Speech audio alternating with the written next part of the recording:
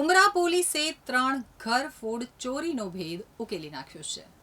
શહેરના જુદા જુદા વિસ્તારમાં ઘરફોડ ચોરીના ગુના આચરતી કુખ્યાત હિરણશિંગા ગેંગને ઉમરા પોલીસે ઝડપી પાડતા 3 ગુનાઓનો ભેદ ઉકેલાઈ ગયો છે। 2 બાળકિશોર સહિત 4ને પકડી પાડી અને એક બાઇક સહિત કુલ 47,896 રૂપિયાનો મુદ્દામાલ કબજે કર્યો છે। તો ઉમરા પોલીસ મથકમાં 3 ચોરીના બનાવ નોંધાયા હતા।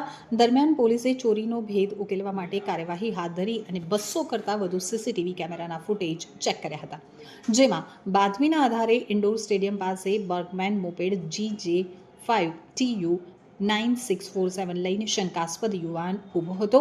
તો રીઢા સની ઉર્ફે ઢેલા સુરેન્દ્ર સાહન તેમજ ટ્વિંકલ જગમોહન શર્મા અને 2 બાળકિશોરોને પકડી અને પૂછપરછ કરતા સિટી લાઇટમાં ભંગારના વેપારી રાહુલ શર્માની દુકાનને નિશાન બનાવી રોકડ અને પિત્તળનો ભંગાર એમ કુલ ₹12,000 અને પીપલોદ પોલીસ લાઇન પાસેના ન્યૂ લક્ષ્મી ટ્રેડર્સના પવન લુહારની દુકાનનું શટર તોડી અને રોકડ અને પરફ્યુમ્સ એમ કુલ ₹5500ની ચોરી કરી હોવાની કબૂલાત કરી હતી।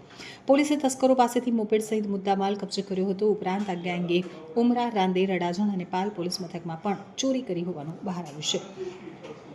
તો ઉલ્લેખનીય છે કે આ ઘરફોડિયા ગેંગના સભ્યોએ પોતાની આગવી ઓળખ ઊભી કરવા માટે હાથ ઉપર હિરણનું ટેટુ બનાવતા હતા। દરેક સભ્યોએ હાથ અને છાતીના ભાગે હિરણનું ટેટુ ચિતરાવેલું હતું, જેથી આ ગેંગ હિરણશિંગા ગેંગ તરીકે ઓળખાય છે। આ ગેંગમાં 10 કરતાં વધુ સભ્યો હોવાનું જાણવા મળ્યું છે।